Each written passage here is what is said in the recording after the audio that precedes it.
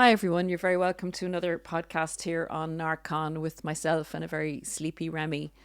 We've been decorating for Christmas and we stopped in the midst just before we got to the tree because we said we haven't done a video for quite some time and there's a subject that I really wanted to cover.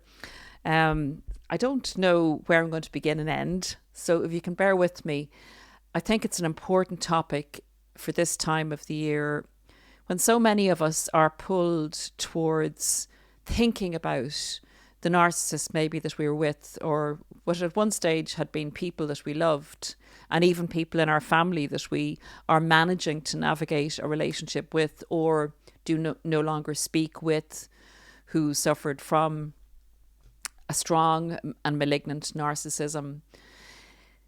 So, it's a hard time of year. You may be tempted to re-engage, particularly if you get hoovered around Christmas, which is often a time narcissists will understand that people are vulnerable and will also be looking for, attention and supply if they've run out, or the more supply, the merrier. So why not check up on old sources and see if the people that they had once received a lot of love and attention and other benefits from would still entertain them.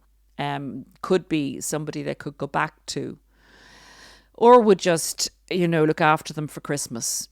So it's also a time when a lot of us, it may be our first Christmas without somebody who we thought we were going to spend the rest of our lives with.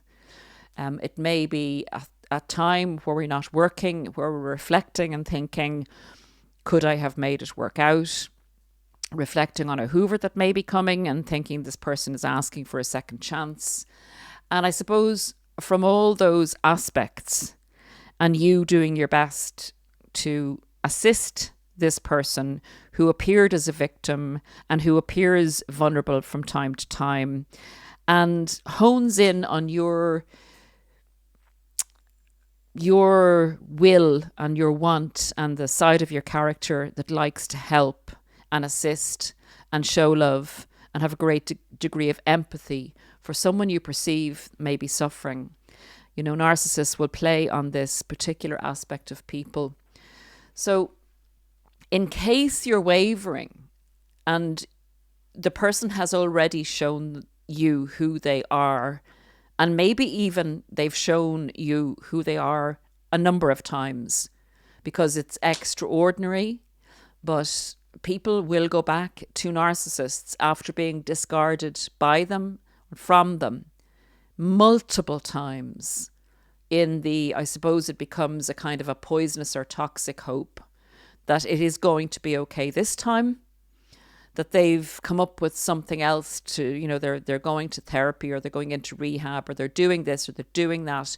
It's words, lots of words, and a few actions, and then the actions dwindle off and the personality malignancy comes back again and your life is being put on hold. You're being distracted from your purpose. And you may also be being destroyed by this person who lives this way and chooses to remain in this darkness because they're able to survive through the chaos and the darkness. You're not. You want order, stability, love, peace, productivity, the side of the human nature that is human, in my opinion, that's more light, that's obviously not perfect, that is capable of darkness, is capable of evil, but chooses not to go down that path in as much as is humanly possible.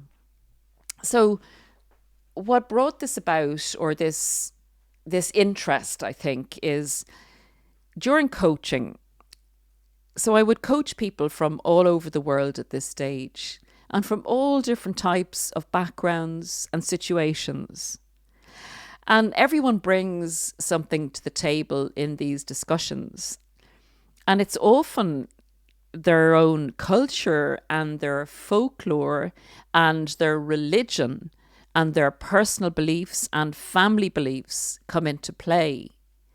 And particularly in one of the most recent coaching sessions, and for purposes of non-identification, the person was from Scandinavia. That's a wide enough berth not to identify anyone. And she shared with me some of the folklore from Scandinavia. So what I'm going to do now is I'm going to share what she shared with you. Then I'm going to give you a little bit of Irish background into folklore that centres around an evil darkness that I believe is just narcissism. It's malignant narcissism. We just have, in modern times, a different word for it. It has always been there. In modern times, we tend to like to bring science to the table more than spirituality or mythology or information that's been passed down from generation to generation over thousands of years. Narcissism has been here since the beginning of time. It's just because we have kind of gravitated away from terminology like demons and possession and those kind of what we would consider, what a lot of people would consider, not if you've actually been in the presence of a narcissist. You'd be more au fait now with these terms and not so, oh, that's too woo-woo, or that's, that's very basic and juvenile and uneducated. You certainly give it a lot more attention once you've had the experience of being in the presence of a malignant narcissist. So I'm going to read the Scandinavian folklore, and this person came to the conclusion at the end of the coaching. We had a good few sessions, and she said, Paula, I won't go back because I know after years and years of trying to help this person, prop them up, look after them, be the breadwinner, and then be scared of them and take their abuse and be worried about the children and how they treated the children and what they said, saying things like, because they were depressed, that they would not maybe like to continue on, but if they weren't going to continue on, that they would like their family to also take the decision not to do so, and they would, assist that scenario. So you're talking about a very dangerous type of individual there. Obviously a lot more going on than just pure narcissism, very malignant. So she said at this stage, if I were to go back, besides putting our family in a very dangerous situation with a psychopathic person, all I would be doing is not helping, but keeping the person from facing themselves, from facing the inevitable outcome of their actions. I would be keeping the accountability away from their door. So not only would they never change, I would be taken down, the family would be taken down as well. And this is why I want to encourage people to really, really, think logically, put the emotions of wanting to help, which are beautiful thoughts and motivations. But in the case of what we're talking about here, malignant narcissism is evil, in my opinion. And it's gone back centuries, and without going on any further, I'm going to read the Scandinavian version of a narcissist way, way back in time, probably in the Viking times. And then I'm going to give you a bit of the Irish narcissist way, way back in Celtic mythology. And just to bring into our minds, the wisdom of ancient people. They saw it. They knew what it was. And they didn't mess around. And again, I love psychology and I love the fact that it indexes what it is. But honestly, it cleanses it way too much. This is evil, guys. This destructive, wanton destruction of other people out of a position of fear of loss of control and fear of loss of being able to dominate and get and take and steal with the absence of empathy towards anybody else. I mean, there's no other way to say it. It's evil. There is no other way. Well, otherwise, what is evil? So let's get into this. So we're going to Scandinavia for the ancient Scandinavian narcissists.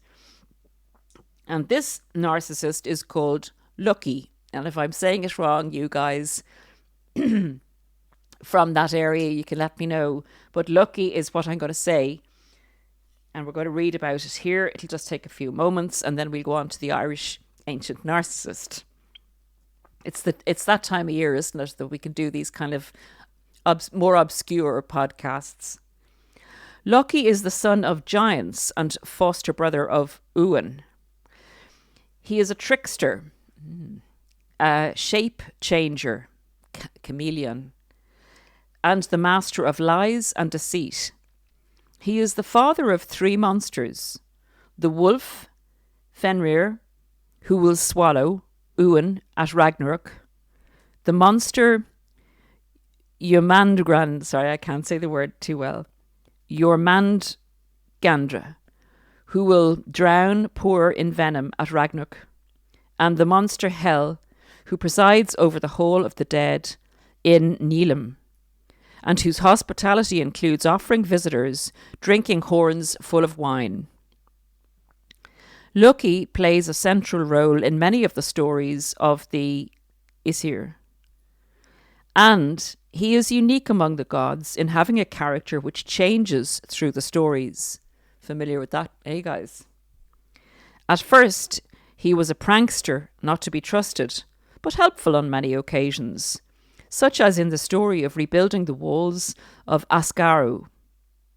With his lies and his habit of revealing secrets, Lucky constantly stirred the gods against each other, such as in the story of Freya's necklace. Later, he became spiteful and malevolent, such as when he cut Sifi's hair. The gods' merriment over the agonies of his punishment probably turned Lucky's maliciousness into a vindictive desire to destroy them. It's really just talking about the trajectory of a narcissist from their early life into their older age.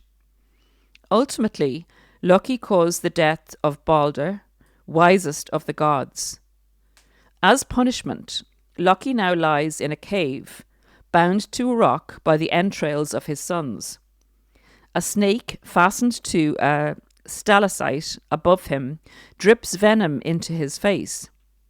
Lucky's faithful wife, Signy, catches the venom in a bowl, protecting Lucky from harm.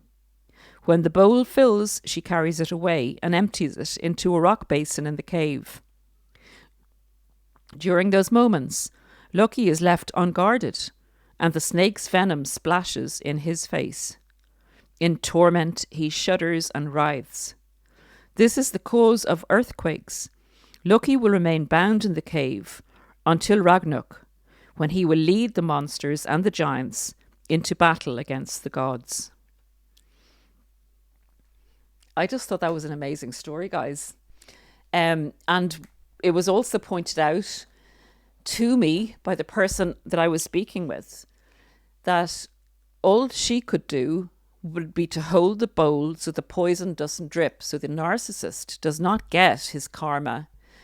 And it's a totally pointless and fruitless exercise to stand there and give up your own life for this person who literally is going to be bound by his deeds and acts and who he is and what he is, and not going to change. So again, this is what you're dealing with if you're dealing with a malignant narcissist. Just a reminder. So I decided I'd look up and see, well, who was the old Irish narcissist? So I came across this chappie called Balor. It's funny, I think there's a demon called Baal or something, Baal, in ancient folklore again, or in the Bible, in the holy books. The narcissists are prevalent in the holy books, and they're described always in the same terms. The changing person, the person of lies, the person of chaos, the person of disorder, the person of control, Deceit being one of the main components, and destruction, which is the main component of a narcissist, and lack of empathy, lack of care for others. So anyway, getting back to the Irish chappie, his name was Balor. And Balor apparently was a giant of a chap, and he was in charge of the Fermonians, I think, was his army of supernatural monsters. And he had one big eye and a big leg. And if he was to look at you directly with his eye, he would destroy you in a flash. To me, that is, the narcissist sees the weakness and can destroy us immediately. And that is what they hone in on. So they are all seeing, all hearing, and all perceptive, in that once they target a person, they know and learn very quickly how to control that person. So asking you for help, asking you to go into the good side of your nature and give them another chance is all deception. Telling you they'll change is all deception. Bringing chaos into your life and destruction into your life is all darkness. It is evil. It stops you from living a productive life. So these people, or if you want to call these characters, have been around in our world for so many years, through the aeons, through ancient times. And human beings have sought to identify the darker side of humanity and to, I suppose, educate each other and educate the cultures that we have lived in about the fact that this darkness can manifest in a human being, can manifest as a physical and real concept in a person. And in ancient times, they have sought to name it and to describe it so that people are educated enough and know that this exists. So with that, I would say to you, don't mess around with what you're dealing with. Don't try and overlook a personality disorder as it's termed today. I would say to you, go in and look at the wisdom of our ancestors and what they understood and what they wrote and left for us to understand. And if you want to, use modern psychology and the terminology that's there and look at the behaviour patterns that psychology describes, because psychology is our great, maybe next, mythical legend. And we can call the monster the Narcissistic Personality Disorder monster. And we can pass that knowledge down to the generations to come in more scientific terms. But there's no mention in the mythology about the monsters having had a difficult childhood or a trauma-based childhood as the origin of the creation of the evil, and that therefore people should feel sorry for them and give them a lot of leeway in their wrongdoing because they may have had a difficult childhood. A lot of people, I've said this before, have extremely difficult childhoods. They do not turn into monsters that only seek to destroy and that need to hold on out of the fear of loss of control and will destroy others through that.